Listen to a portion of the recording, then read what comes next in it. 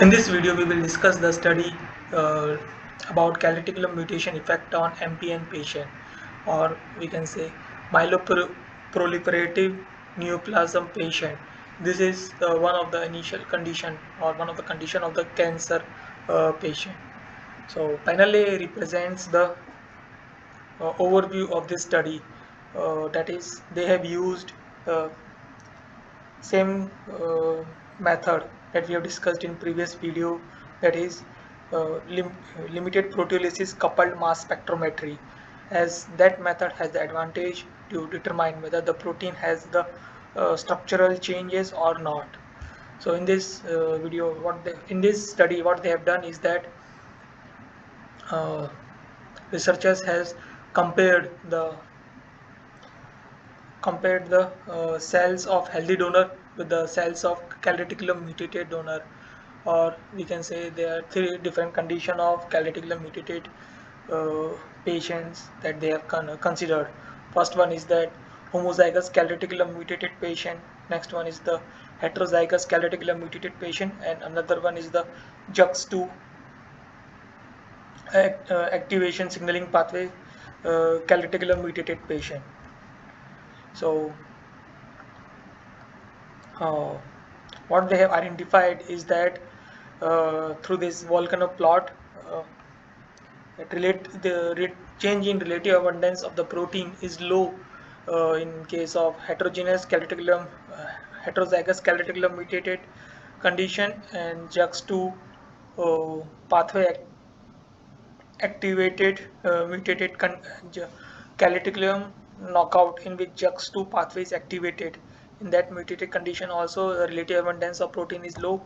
However, the homozygous calreticulin knockout condition has uh, highest relative change in the relative abundance of protein compared to the other two, and this thing is quantified in the panel B, where we can see that homozygous calreticulin condition has the uh, highest change in the proteins in terms of both relative abundance and the structural changes, and this gray color represents a common of this relative abundance and structural changes. Whereas in case of heterozygous calreticulin mutated condition and JUX2 pathway activated mutated condition, uh, the change in the change in the relative abundance and structural protein is less, and both of them are comparable to each other. And uh, when people have compared the uh, proteins that has uh,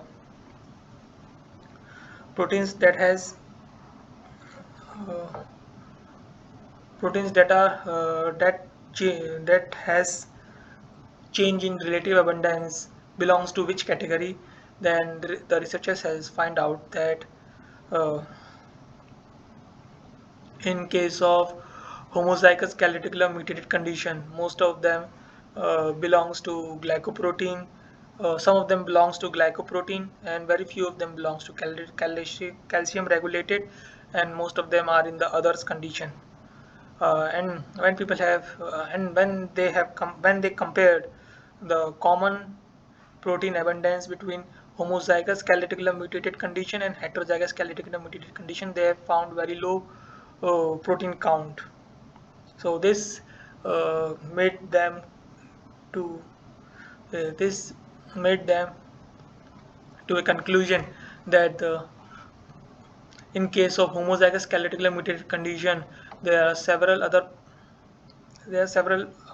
pathways that are dysregulated compared to heterozygous calreticulin mutated condition, and this panel D is about the uh, relative abundance of the protein, and panel E is about the relative structural changes in the number of proteins that are, we can say, number of proteins that have structural changes within them. So in this case also, when we see that only very few proteins are common between heterozygous condition and the homozygous condition.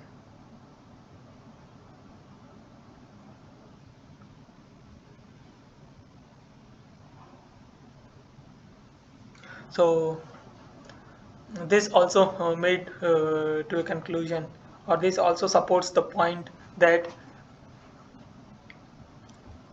homozygous calreticulum condition has more cellular pathway that got dysregulated compared to heterozygous calreticulum condition, mutated condition.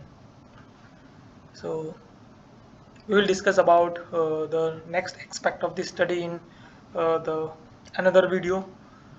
I hope you have understood this panel or this figure of this study. If you need to understand, or if you need to go through the complete study in a single go, in a single reading, then you can go through the reference that has been provided in the description. That's all for this video. Thank you for your time.